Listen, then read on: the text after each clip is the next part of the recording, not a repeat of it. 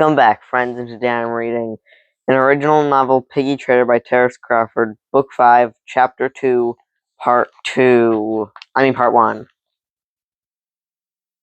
Chapter 2. The Avalia Art Gallery was the last place that Diego would have thought to look for fellow survivors, or else they made a perfect place for the survivors to hide out. Why wouldn't you hole up in the kind of place where people would look for you? It was a long walk, but Diego had gotten used to a long walk. The island, of course, had a robust metro system that Diego has been using it to keep track of where he was going and where he had been, but he had no desire to use it himself. He had heard all the rumors about the subways and the monsters that lived down there, skeletal creatures of the night with, with glowing insides just waiting to snatch you into the dark. No, Diego would take his chances above ground with the monster that he knew.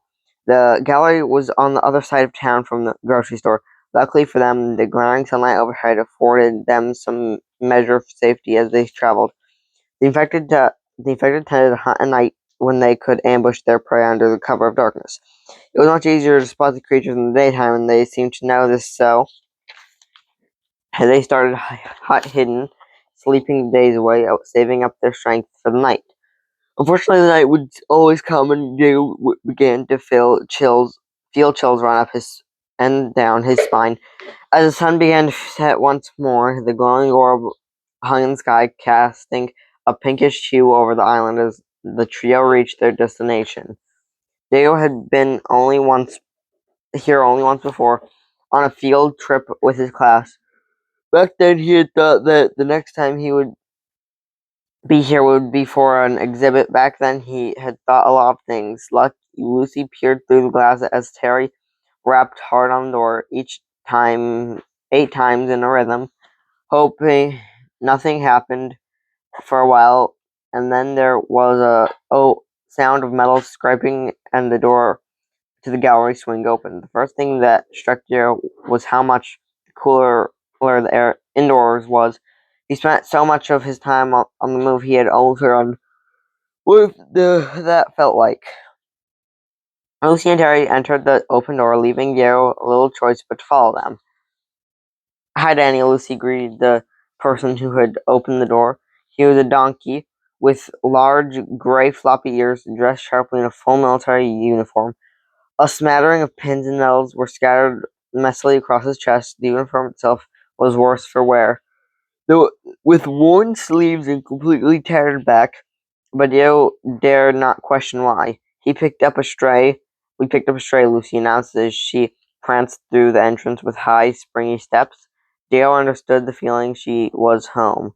It was a luxury that he hadn't afforded himself over the last few months. Then again, he hadn't made friends over the last few months. Diego had a feeling that his luck was about to turn around. Unfortunately for Diego, he was right. Scrunch. They heard the sound of metal scraping once more as Danny moved a large metal shelving unit back in front of the door. Probably not the most sophisticated of home security systems, but once again, at least they had a place that they could call home. Diego had been hopping from place to place for the last couple of weeks, always trying to stay one step ahead of the infected 2 steps if he could manage it. Diego followed Lucy up the stairs as she began to give him a tour not of the gallery but of her home. "There's the old gift shop," Lucy said with all the enthusiasm of a real tour guide. "I'm not much for the postcards as they sell here, but the coffee machine still works, so that's important." However, not everyone was quite as eager to welcome new members into their space. "Of course we'll have to talk to the others before we go spilling our beans," Danny spoke up as he climbed the stairs behind them. He laughed a wheezing laugh at his joke. "Ha, ha, get it, Beans? Just a little coffee-based humor for you there. But seriously, there's a fairly strict vetting process." "Remind us what your vetting process was again," Terry chimed in. "Well, yes, but you see," Danny cleared his throat. How do we know he hasn't been infected? How do we know that he isn't one of them?" Lucy stopped short, looking Diego over from every angle. She put her hand to her chin and leaned in farther. Her examination consisted of a single question. "You one of those things?" Diego shook his head from side to side. Diego was relatively sure that any of them would know if they were bitten. From that, what Diego had heard, it wasn't exactly a pleasant experience. I don't think so, he finally stated. Not sure if that was enough to convince them. It was not. You don't think so? Lucy repeated back to him as though she wanted to be sure that she hadn't heard him correctly. Yeah, well, I know if I were? Daryl queried hesitantly. Not necessarily, Danny spoke up from behind. The infection can take weeks or it can take minutes to take hold. That's the worst part about it. I think the worst part is the zombie virus, Lucy countered, but that's a close second. So any unexplained bites or scratch marks? Terry asked, once again tapping the aluminum muffler against his palm. I'm not one of them, Dale stated plainly, and to the best of his knowledge, he was right. Three of them considered him for what seemed to be a lifetime before Lucy piped in up. Good enough for me, Lucy chirped happily as she continued to guide them up the winding steps that led to the second floor of the gallery. Harry moved on with a shrug, and Danny brought up the rear of the party, murmuring a string of curses under his breath. It took a while before Lucy finally led them to the center of their labyrinth hideout. They don't mind the longer it took for them to reach the base, the longer it would take for any of those creatures waddling around outside to do the same. They walked past a room with a dinosaur skeleton, complete and terrifying and 25 feet tall, and a room with a dozen colorful, ornate, jeweled eggs. Finally ending at the center of the gallery, which was full of displays of abstract art. Jagged pieces of colored glass cast shadows across blank canvases on the one wall, while another boasted a series of portraits created by a flick of a paintbrush. Diego had been told that beauty was in the eye of the beholder, but his eyes were beholden to nothing in this room. Wait here, Terry instructed Diego, as through the young man had much of a choice.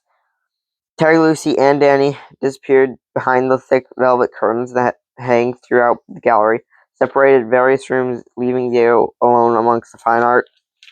This curtain was surprisingly effective in muffling the conversation on the other side, putting Diego in the awkward position of having to stare down at his shoes as they spoke.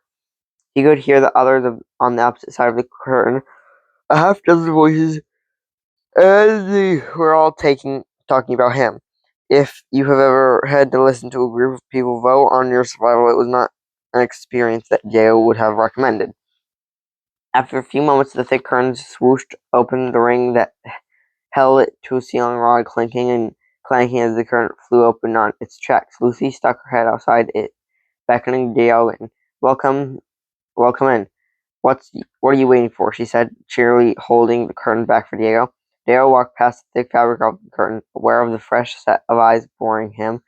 Besides Lucy's, Terry's, and Danny's, there were three others, all of their gazes fitting all over him, taking him in. If Diego had to guess how long they had been holed up in here, he would have guessed a long time. Simply based on the lived-in state of the gallery, this was not a temporary camp. These people had set up life here.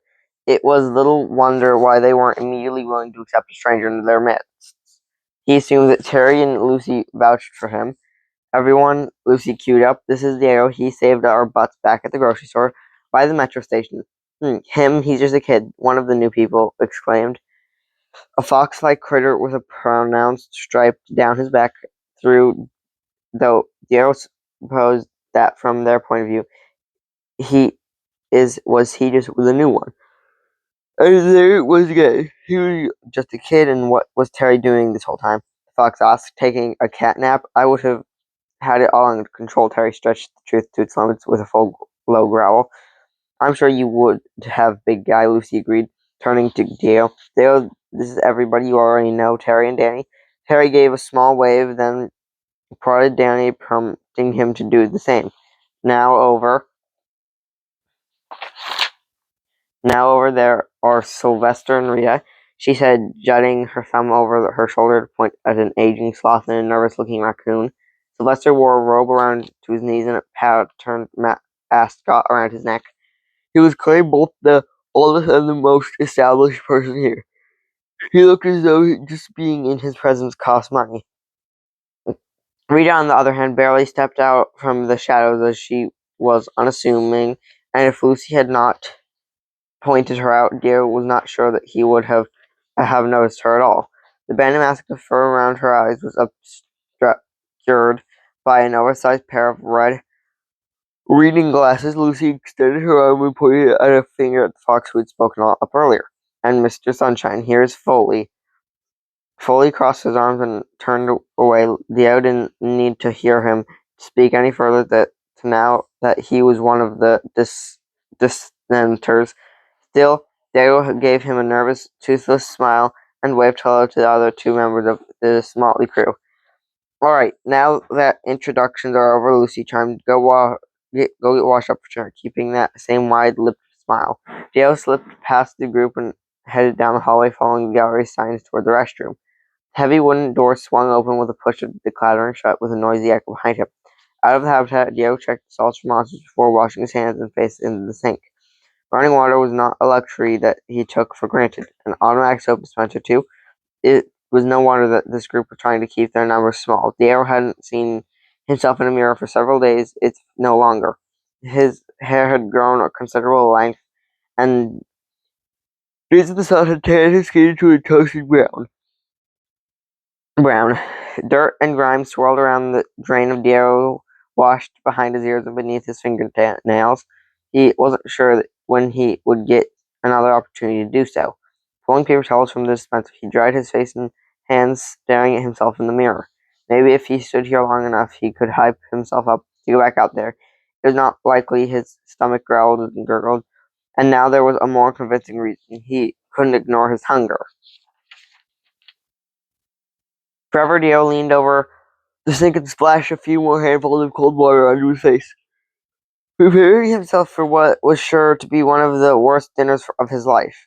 It was easily one of the best dinners of Dio's life. If he had learned in school about the medieval times was true, kings often demanded entertainment with their meals. A court jester or a storyteller to entertain and delight the king while he ate. What was more entertaining than getting to know new people over warm food? Dale couldn't remember the last time he had enjoyed a proper meal, and here he was digging into a leg of rotisserie chicken just like the old days. In Valia, any cooking fire could draw the attention of the infected. Dale had always found it easier to avoid that kind of encounter by seeking out prepackaged food, but Dale had not been aware of just how much he had been missing out on. Lucy had been right when she had said that everyone had a story. They had served under Sergeant Moore, and while Diego did not know who that was, he got a feeling that man was highly decorated. Danny had been in the war. By the time he had returned, the infection had already begun. Is that what all those medals are for? Diego inquired, pointing to the rack of ribbons pinned to Danny's chest. I don't like to talk about it, Danny replied casually. You should have seen when me and Foley picked him up, Terry roared, Amber drink sloshing around in a large mug. I'd say we got there just in time, eh? Terry slapped Danny on the back good naturally. Danny nodded demurely, burying his face in his dinner. What about you, Dio? Asked Terry, borrowing a phrase from Lucy. What's your story? Oh, I'm not sure it's much of a story, came Terry's boisterous reply. A truck route through the island. I'd been driving it for years. It wasn't much in terms of action, but living's a living, ain't it? Diego shrugged. He liked to think he knew a lot, but his field of knowledge ended somewhere before long-haul trucking. Believe me, kid. Well, anyway, I got a drop-off in Doveport one week. I do my drop, I'm driving back, and all of a sudden I'm noticing that people are acting weird. And not the normal kind of weird, a weird kind of weird. I left everyone behind but the muffler and haven't looking back since. Terry shoveled another forkful of food into his face and grabbed the aluminum car part from beneath the table, miming winding up and smacking one of the infected with a muffler. If you didn't live in an area overrun with living nightmares, it was hard to overstate the importance of having an item to whack them with. A semi-truck's muffler, an old garden shovel, it didn't particularly matter. mousy voice piped up from the opposite end of the table. Any sufficient blow to the cranium will stun the creatures for roughly 10 seconds, give it or take. And then, when fleeing for your life, every second counts. The group peered down the table at Rita, who looked back innocently. I mean, so I've heard, Rita stammered under the pressure of half a dozen pairs of eyes. Personally, I don't care how they got here, Sylvester piped up, with the kind of grumpness and gusto that only old men can seem to muster. You know, my wife and I had a pretty good thing going before this whole virus business. Huh? Where is your wife? Dale cut himself off before he could finish his question. He knew there was only one logical answer. I hear they're working on a cure, Sylvester mumbled. Dale scrambled to recover the mood. Come on, Lucy, you're not getting to tell us your story, Dale begged. Lucy pulled her spoon out of her mouth, shaking her head. I'm a journalist, she replied proudly, puffed out her chest. I tell the stories, and when this is all over, I'm going to crack the biggest mystery of all, fully. I keep telling you guys there's nothing to tell, Foley said, shoveling forkfuls of food into his mouth in order to avoid further questioning. Lucy leaned over to Diego. Foley helped Terry start this island of misfits. But that's all we can get out of him. No one knows who he was or what he was doing before the virus started. Foley swallowed loudly with a gulp, and you never will. Now, if you'll excuse me, dinner was lovely, but I think I'll be retiring to my chambers. Chambers was a bizarre way to describe a space on the floor in a different room. But Danny took this as a cue that dinner was over, so he got up and excused himself to the restroom. The others seemed to follow suit, each slowly getting up from the table and beginning to head their separate ways. Diego was just standing in front of the table when, for the second time that evening, everything went dark. The power to the art gallery went out, plunging the room into darkness. Diego immediately began to fumble around for his shovel where he had stashed it. Gripping the wooden handle beneath the table, he whipped around to face any potential attackers, finding none. Diego squinted his eyes, searching for the darkness for the telltale sound of a laboring breath, of a singular red glowing eye in the distance. Again, the young alien came up empty. Voices overlapped as people called out, assuring one another that they were still here. One voice, however, eventually did not answer back. Sylvester's shrill cry pierced through the darkness. Garbled cry for help rang out throughout the art gallery, but Diego had been around long enough to know that by this time the scream started, it was often already too late. Unfortunately, that seemed to be the case here as well. A shady beam of light cut through the darkness. Someone had before forethought to grab a flashlight, but it wasn't making much of a difference. The beam of light jumped from face to face with no effort other than the irritation of the group's eyes. Click, shwoom. The gallery backed up generator began to chug back to life. The group flinched to cover their eyes at the sudden burst of fluorescent lights. Foley skittered back to his room, into the room, though the tiny beam of light from the flashlight struggled beneath the gallery's harsh overhead lighting. It managed to illuminate the fox's face as he re-entered the common room. Hey, what's all the commotion? He asked. Voices overlapped as the sextet began to speak over one another, each urgently shouting their own recollections and accusations. It took Diego to realize that there were 6 when there should have been 7. The flashlight's beam began to bounce around the room, and suddenly it was immediately clear where their missing member had gone. A trail of claw marks in the ground faded off into nothingness. They were unmistakable. Something had dragged Sylvester off, and Diego was pretty sure that it was for an all-expenses-paid vacation. He gripped his shovel, tighter legs bursting into motion as he hopped across the room to follow the trail of claw marks, but he was stopped by Danny's overstretched arm. Don't bother, soldier. Diego was confused. Don't bother. There's only one way into the gallery and one way out, Danny stated matter-of-factly. Yeah, what's supposed to mean? Dale inquired. The realization dawned on him at the same time that Rita made the statement aloud. Whoever types Sylvester is here, in this room. An air of distress swept across the room like the breaking of the wind. Slowly, the group began to turn around, turn toward one another, and then one another.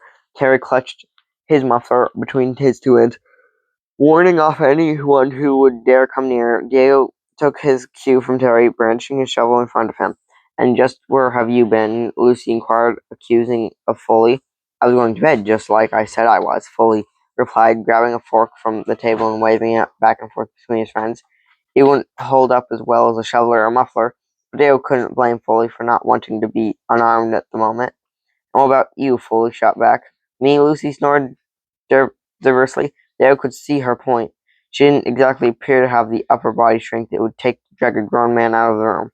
But looks could be deceiving, and if they was only claimed to innocence, she would have to lock down the shaft of the shovel for a little while longer. Diego's eyes wandered the row to Terry at almost twice Dio's size. He was about as large as one of the infected creatures. It would not have taken much for him to drag Sylvester out of the sight to be finished off later. Dio turned so that his back was no longer to Terry. Dio could tell that he wasn't the only one thinking this way. "Come on, guys, Rolly." Terry began to slowly back away from the group, 5 pairs of eyes all bearing down on him. "You were just out there," Rita said, looking down her glasses at Terry. "Any bites? Any scratches?" Dio didn't envy Terry. Positions right now, but it wasn't that simple. Bites were one thing. It wasn't hard to tell if one of the creatures managed to clamp its jaws around your leg. But scratches, dragging around in the wilds of a valley without getting nicked once or twice, it was easier said than done. Dale was willing to wager that everyone in the room had a scratch or two that was unaccounted for. He knew that he did. Once the virus takes hold in the bloodstream, it can take weeks for the complete transformation to take hold. Rita stated plainly, as though she were reading from the set of note cards. "Say, you've always known an awful lot about the virus, haven't you?" I shifted from Terry to Rita, who bristled at an accusation. "I'm a university student, Terry. Or maybe if you had done your research, none of us would have ended up in this position." "I say we lock him outside," Danny suggested, moving toward Terry, who made him back off with a growl. "You see that?" Danny cried. "Did you see how he just lunged at me? Isn't one of the symptoms of virus unwarranted aggression?" "I'll show you unwarranted aggression," Terry snarled. Then argument began to grow louder and louder, tension coming to a boil and then spilling over until everyone was shouting over one another. A raucous thing that echoed across the gallery. It wasn't long before Dio couldn't take it any longer. Clang, clang, clang. Dio slammed the head of his shovel into the ground 3 times, sound reverberating off the walls, echoing eerily in the way that only museums and art galleries seemed capable of. It brought everyone back to their senses. The 5 survivors turned to Diego, desperate to hear what the newcomer had to say. Well, he had not thought that far ahead, so they were making no progress, standing here arguing with one another. The pressure of all their eyes upon him compelled Diego to speak the first thought that bubbled to the forefront of his mind. "I think we should all should go to a safe place," Diego announced boldly. It took himself for the idea to settle over the group. Their reaction was mixed, to say the least. Danny doubled over, a forced burst of laughter that nearly had the brain donkey on the floor. "The safe place? You gotta be kidding." Danny wheezed through his over-the-top laughter. "That place isn't real. It's a myth, a fairy tale, a fantasy for buffoons." "No, it's not," a rebuttal flew across the room from Lucy. "I've heard of it, too." "And why would we do that, Danny queried. "For all we know, it's him. Who's to say that he's not luring us into the dark so he can feast on our bones and whatnot?" The room turned towards Zago, the newcomer. How much did they actually know about him? No one knew anything about where this kid had come from before the grocery store. "All I'm saying is, if we ever had this problem before he showed up," Danny concluded. "You've got to be kidding me," Foley interjected, grabbing Gale from behind and displaying one of his arms. "The kid's puny. There's no way he could have done it." Thank you, Dale wasn't sure whether to be vindicated or insulted. He settled on a safe place somewhere in the middle, and speaking of safe places, well, he had never technically seen the safe place. He had heard of all the stories, and if they were true, it was some kind of place he would like to be. A community of people helping one another, sounding ideal. Laundry room and armed guards were only a bonus. Even if half the stories that Dio had heard were true, it was certainly better than staying in the art gallery, especially one where had already been one attacked tonight. "I would say we should take a vote," Dare suggested. There's an even number of us now. The safe place is out there, Lucy said assertively, and we're going to find it. And that's the end of Chapter 2, Part 1. So, friends, thanks for watching. Like, comment, subscribe, hit the notification bell. Follow us on social media, Funkyplaybrothers, and please remember to subscribe to our YouTube. Thanks for watching. Bye.